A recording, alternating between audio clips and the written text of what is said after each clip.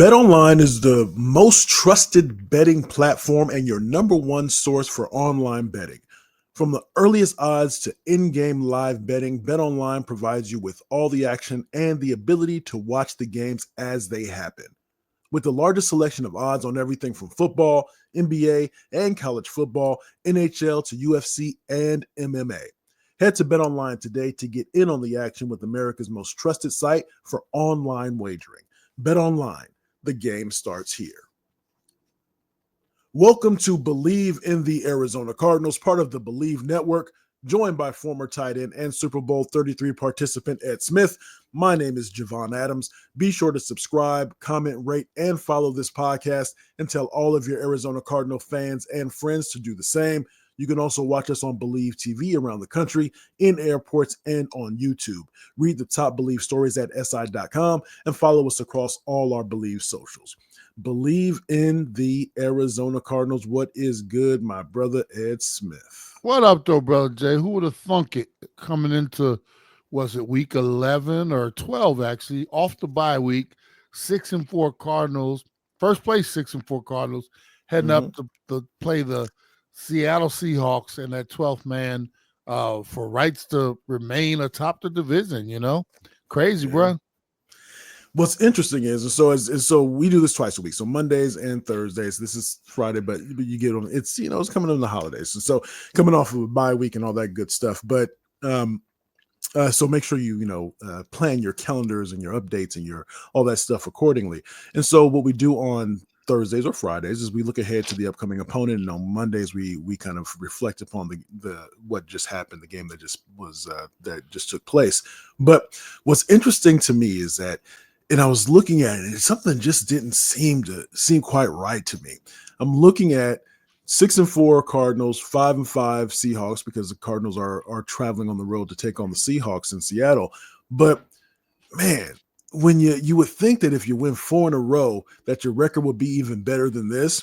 So that just lets you know that when they started this, they were 2-4, and to have to rattle off 4 in a row to just to get to the point where the confidence locally or for Arizona Cardinals fans, it started to really ramp up, and in the way some of these victories, to even when you beat an aging quarterback in a spiraling team in the New York Jets, they're still you still get on the radar of the national media, and so there's a lot of different things that come along with that. But it's just interesting how this matchup, first place and second place teams, and essentially the standings and everything is just so bunched up in the NFC West. Well, you know what got the Cardinals and is that I word, that inconsistency to start the season out.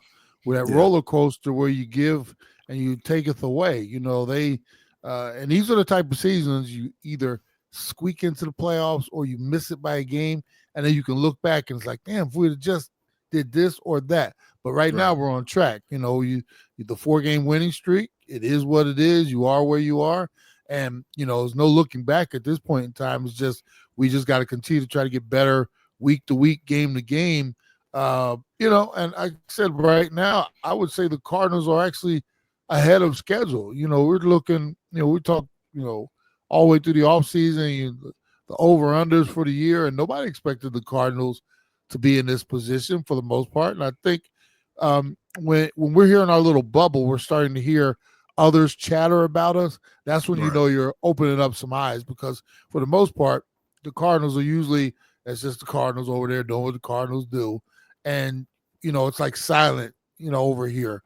But now I'm hearing some of the other talking heads out there. Well, look at the Cardinals now. They're talking about how well Murray's playing, how well Gannon is coaching, what's going on with the offense, And I look at this point all the time. We're doing it with not a whole bunch of big names over here right now. They haven't spent a whole lot of money. They've done this through the draft organically. And, it only leads you to believe if they continue on this path, maybe this isn't just a flash in the pan. Maybe this is something that's sustainable. We're taking those baby steps. So we might be a little bit ahead of the curve, but good things seem like they lie ahead for this organization if they continue to do what they've been doing to this point. Now, it is interesting because, yes, the things are looking up, and they're there's reason to be optimistic, real good cause to be optimistic. But if they should lose this game to the Seattle Seahawks, then things get bunched up again. So that's how it is when you're when competitive, I guess, is one way you could describe it, or an underperforming NFC West, right? So it's so bunched up in that way. So there's a lot that has to deal with that. But speaking of the NFC West, I want to throw some stuff out at you. This is sometimes I like to throw stats up at you, and this is going to be one of those pods where I'm doing that. So the Seattle Seahawks are 5-5. And the numbers that I'm going to throw out to you, and I'm not doing this to try to manipulate the numbers. These are just the numbers as they're looking, and I'll present them to you and our listeners here. But so 5-5, and they are, when you look at what their points for. So how many points are they scoring? 23 points a game. Okay. How many points are they giving up? 23.8. All right. That sounds like, kissing your cousin or whatever that term is. But also, if you look over the last 4 games, and the reason I say 4 games is because I heard from this guy who I think is a real cool dude and has taught me a lot, especially on how to look at games and break stuff down, that you break stuff down in quarters, even though there's 18 games, but we break it down in quarters, the season in quarters. So if we look back over the last 4 games, the Seattle Seahawks are 2-2. And they're coming off that win against the San Francisco 49ers. But again, all these stats that I'm throwing at you is a team that is mediocre at best, right? And so I'm curious on anytime you've been at your spot, when you've been kind of going through and you see the Seattle Seahawks, what sticks out to you is just mediocrity right now? They have a new head coach, all that kind of stuff, but the kind of mediocrity or average. It's funny. I did a podcast earlier this week for the Seahawks. They have it's almost like looking in the mirror. I used the I word for us, and the guy he's like, man, you just basically just explained us, and it's the inconsistency of the Seattle Seahawks is never more prominent or evident when you see what they did against San Fran. You go on the road and win a game against San Fran, right? Right. A week or 2 before that, you go to the Giants and literally just lay an egg against the New York Giants.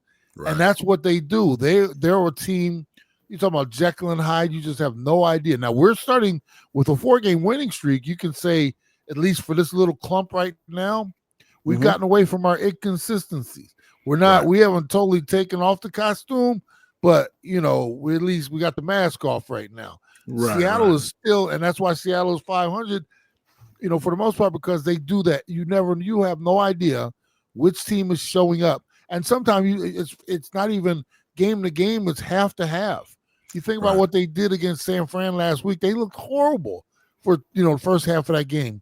And all of a sudden they just started to piece some things together. They took advantage of some things that San Fran did and left himself just close enough to be able to pull that one out last week. And Geno runs one in from 21. Game over, they got a victory on the road. You know how valuable those are when you snatch victory from the jaws of defeat. Those are so inspiring and can lead you to do great things. But then, like, they'll come out this week and for our hope, hope they have one of those stinkers. It's like you have no idea what is coming from. And here's the thing, Jay, at this time of the season, we're at week 12. You should be able to say that team is this or it's that. And with Seattle, you just cannot figure them out. And that is why it's not about how much points they're giving up. It's not about, their third down conversion. They are just so inconsistent, just like we were, that they make you question everything about football. And we'll see they could come out and do 2 things this week against the Cardinals. They could be inspired off that win against San Fran and literally, with the help of the 12th man, punch us in the nose, and we could be left on the side of the road, bloodied and, beaten, right? Or they could come out and give us one just like that. Geno could throw us 4 pick sixes, and we walk out of there with a 45-0 victory. We just don't know until we get into it. And that's, and it's crazy to say. Like, you can even look at San Fran, you can point out their problems. They are really injured right now. They've been dealing with this McCaffrey thing, guys in and out of lineup. Purdy's ding now. Every team you can say That's their issue. I have no idea what the hell's wrong with Seattle most of the time. And I don't think most people do. So, like I said, that's what intrigues me about this game this week. Cardinals coming off a bye. We're riding the high of the 4-game win streak, but with the bye comes the cool down because we didn't play last week. So we got to re-energize ourselves, come out of the box on the road in Seattle. And they're coming off the high of this game against Seattle that they won despite, performance. So it's going to be interesting. It's going to be one of those games where, like, the first quarter, I'm be like really tuned into. Well, they're really they got this one solved today, or man, they just can't watch the Cardinals running in. If we come out and start to run the ball and stay with running the ball, even if it's not working, good sign. We start running, and all of a sudden it doesn't look like it's working, and we abandon it. Not a good sign. So before we get to that breakdown, because I definitely want the keys to the Cardinal victory. But you mentioned this the 4-game winning streak, and that's definitely something to be commended. And we've talked about you were just kind of starting to touch on the offense, but I wanted to give some love to the defense. And again, throwing out some stats at you, the Cardinals. If we look at the season as a whole, so the Cardinals, when it comes to the points per game that they're giving up as a team, they give up 22 points a game. But during this 4-game winning streak, the defense has been giving up 14 points a game, around 14 points per game. And so that's what you need. I would imagine if you're coming in as an offense, feeling that you're the one that has to put the points on the board because the defense is still trying to figure out who they are, what their identity is. And that has to be encouraging if you can, at least from what the numbers say over the last 4 games, that they are at least able to do their share. They've done it early in the season as well, but they're doing their share to the point where they are taking some of that pressure off of the offense. Well, somebody asked me about our defense, like how are they getting it done earlier this week, and I had to think about it for a second because we're not a team with these huge names on either side of the ball, other than a couple. Murray, you got Connor. On the defensive side, you got Buda Baker, Zaven Collins. I mean, you'd be hard pressed to like call out our, this is our starting defensive unit, that type of thing. So I started thinking, I was like, how are they doing this right now? And I kind of came up with this. They are the scheme that they've put together as far as defensively has been so sound, and we all, but at the same time, we know schemes doesn't do it by itself. So you have to have the players out there playing. And I've been kind of watching a little more right now. This Cardinals defense is like hand in glove. Everybody's doing exactly what they're supposed to be doing at the time they're supposed to be doing it. And it's not a defense that anybody can be a rogue and run around and not be where he's supposed to be because, like I said, we're not talented enough to do that. We have to have our secondary. If it's run, fill, they got to be coming down, filling holes. Gap responsibility as far as our defensive front. If they're rushing the passer, can't be just doing it and, not keeping contained. You got, because we've seen what happened when they don't do that. Against a team like the Commanders, when they came in here, they gassed us. So, the more they continue to do everything schematically and everybody just does their responsibilities and doesn't try to do too much or more than they're supposed to, I think it's going to be pretty successful here. And that's what I've been seeing. It's a defensive unit. It's not doing it by overall like a talented roster. We're doing it because everybody is doing exactly what they're supposed to be doing when they're supposed to be doing it. And that's encouraging. That shows me that guys are taking the coaching for one. They're playing within themselves, and it takes a lot of discipline to do that. Another thing, you look at the penalty situation. We don't have a lot of penalties on this team, and it just shows me that how they're doing everything from the inside out. And you could go all the way back to training camp and off season with some rules changes within the building. We're not going to do this. We're going to do this. And that's shown on the field. And that shows that C word, that culture word is starting to bleed into on the field. And defensively, and I bring all of it up to say that defensively, they're just playing ball right now, and it's not how they doing it. You look up because you got to remember this. A few weeks ago, they shut Detroit out in the second half. Didn't win the game, but you shut the. When you do something like that, that's one of those. Ooh, that's impressive. Especially when you look at how Detroit's game. been playing since. Yeah, I mean Detroit. They like to put the hammer on you. Yeah, so you look at little things like that, and like I said, you're on this 4-game winning streak, and a lot of it is because everybody's just doing what they're supposed to be doing. As long as they continue on that path, you don't know what the ceiling could be for this team. But like I said, I know they have to be very encouraged within the building. And a lot of times, most of the time, that's where it all starts. Because outside the building, a lot of people don't Bleav.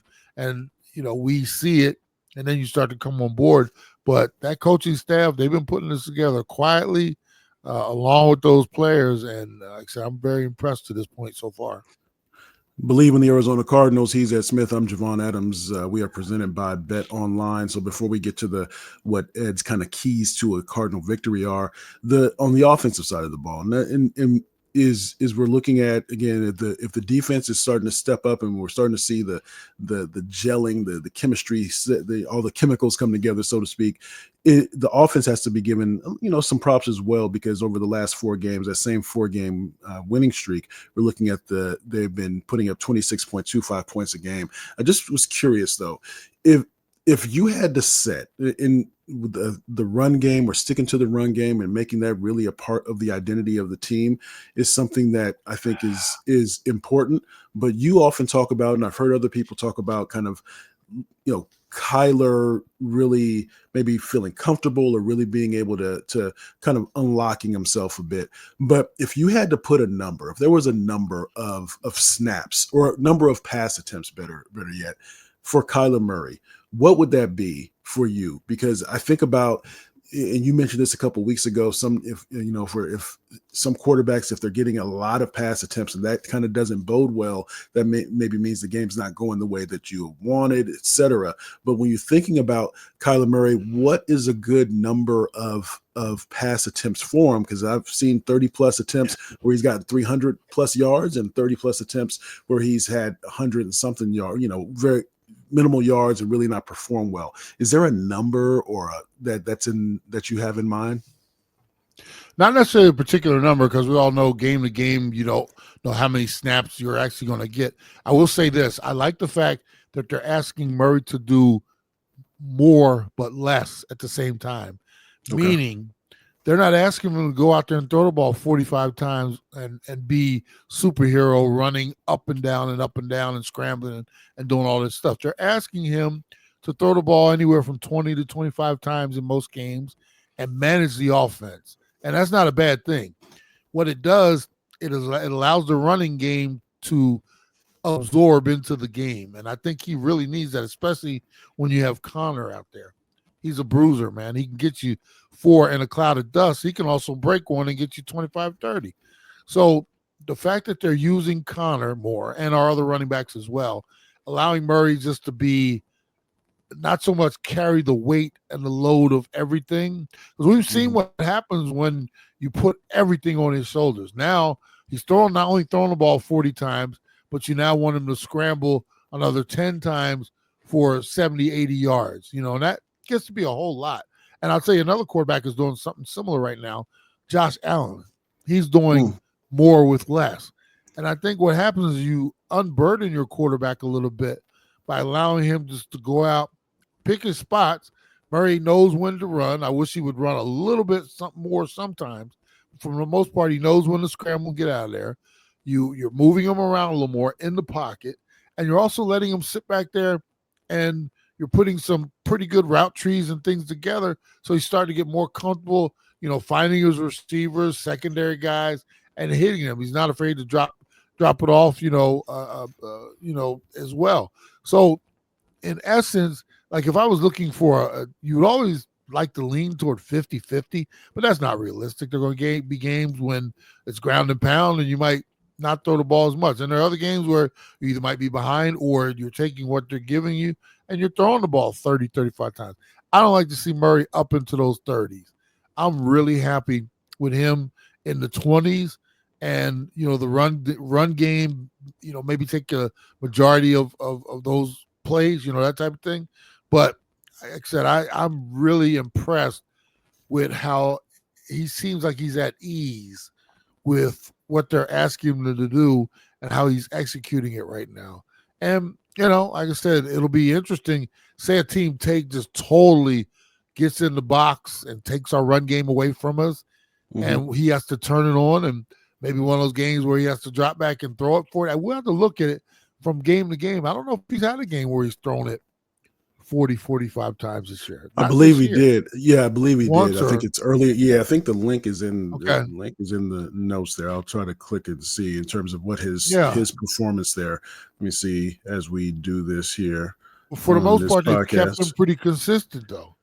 And I think that's the thing. You said 40? No, not 40 times. No, the most has been 36. Yeah, so you're right. You are correct. See, and that's a huge thing. Remember there were times when throwing the ball 40, 45 times. That's just unnecessary, in my opinion.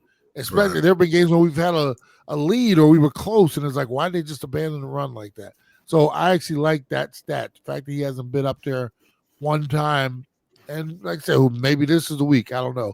But I like the fact that they're asking him to do less, which equates to actually doing more. He's running this offense very well so far. Indeed. So again, Bleav in the Arizona Cardinals. He's Ed Smith, and I am Javon Adams. So let's get to it. We are presented by Bet Online. And so let's get to it. What do the Cardinals need to do for going into Thanksgiving week?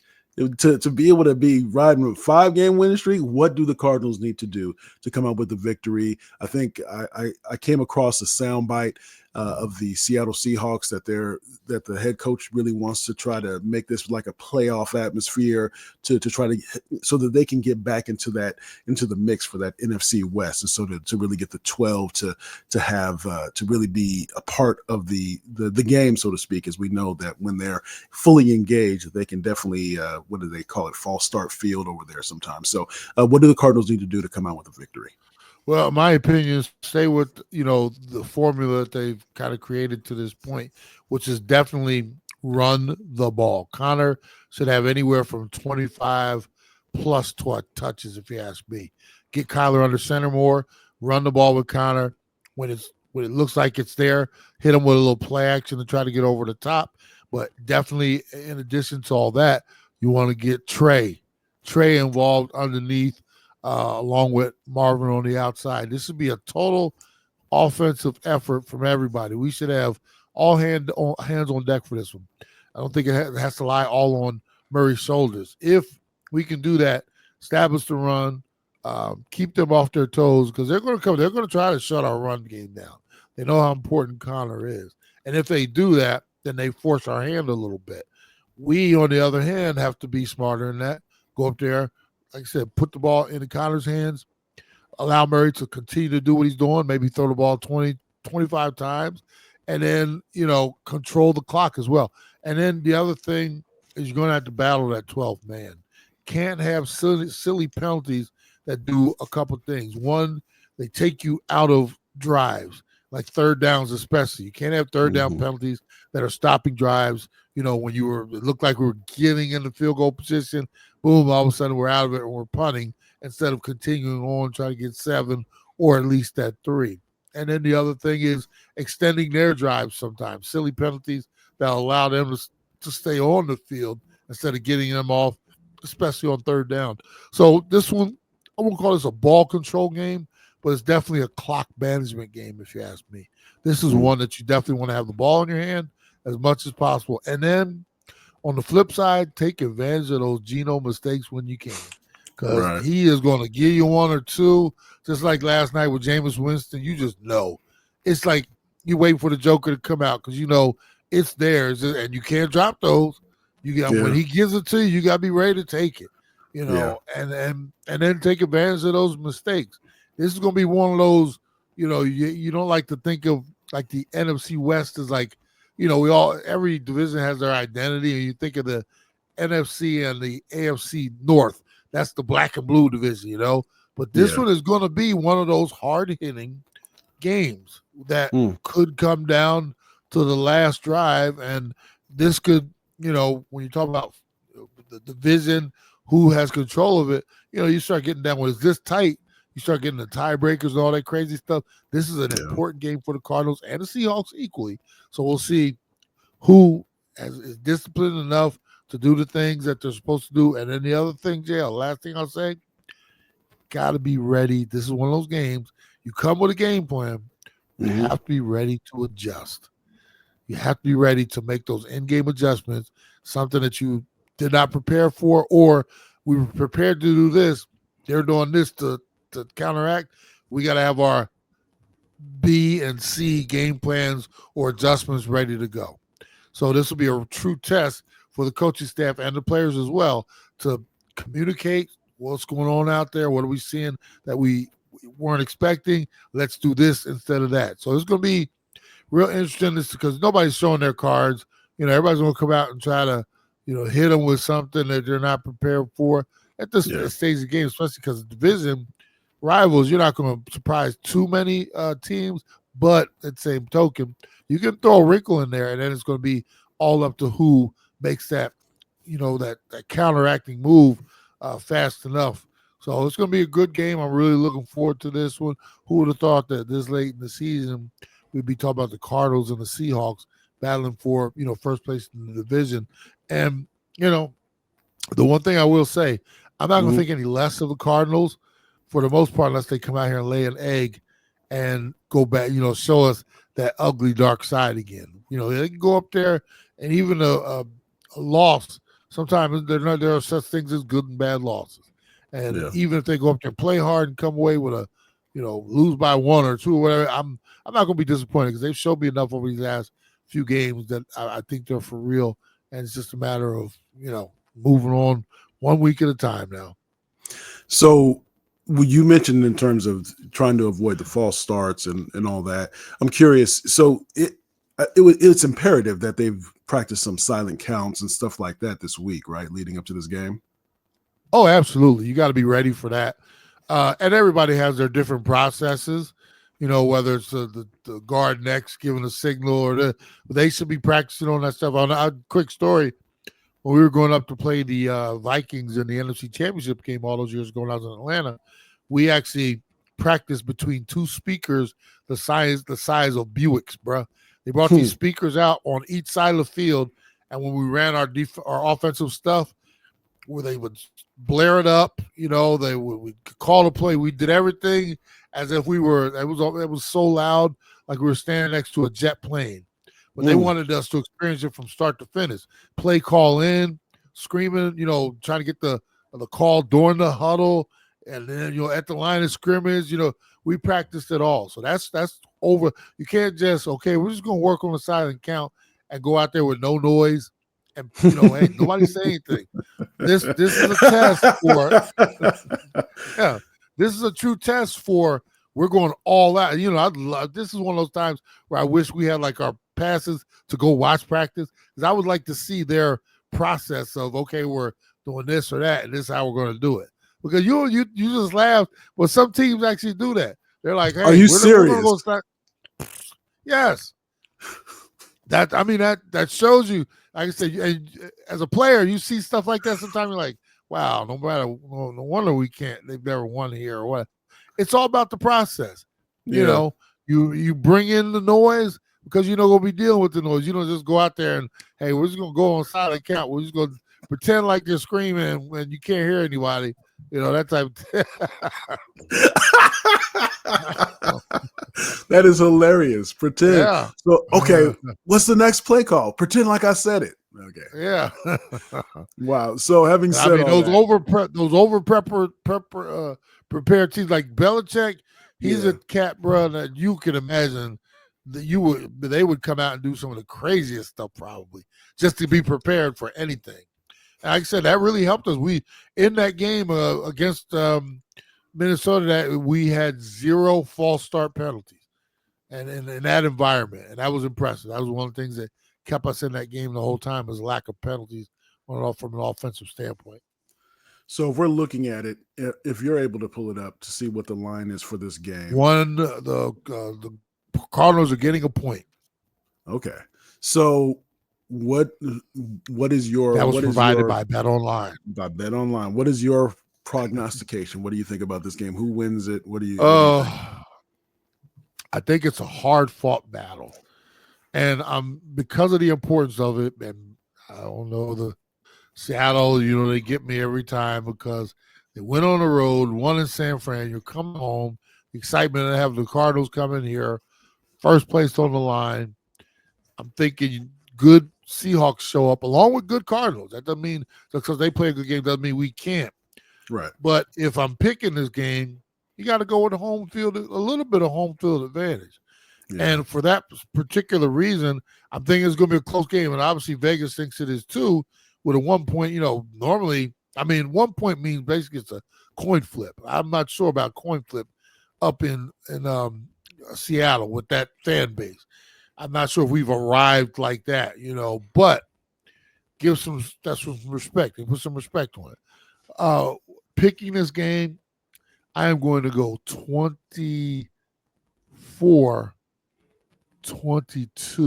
Seattle. I think it's going to be hard fought.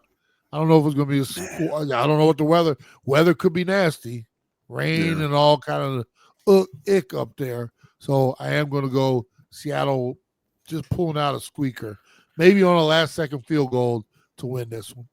Yeah, you might be right in that regard because if we're looking at if weather could play a part, how things could fall apart to be able to give maybe with the growth of a Kyler Murray to be able to use that, put that in his experiences to be able the next time to overcome weather. But I think this might be a challenging one.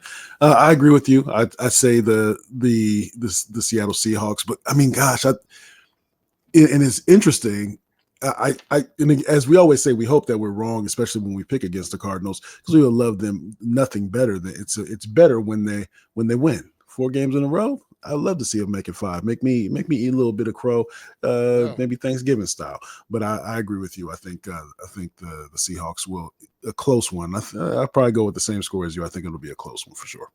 Yeah. Like I said, there's no shame in going up there and playing well. Who knows? Like I said, they could actually pull this one out. I would not. Let's put it this way. A lot of times I'd be, like, wow, I'm surprised they did that. I would be surprised if the Cardinals went up there and played well enough to win. I just, we have to pick these games. And, as I pick through the week, there's a couple that I'm on the fence about. This is one of them.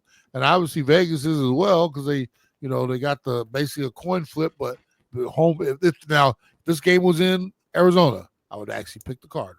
That's how close I am on this one. So because it's in Seattle this time around, I'm going to go Seattle. But I'm looking forward to a really good game.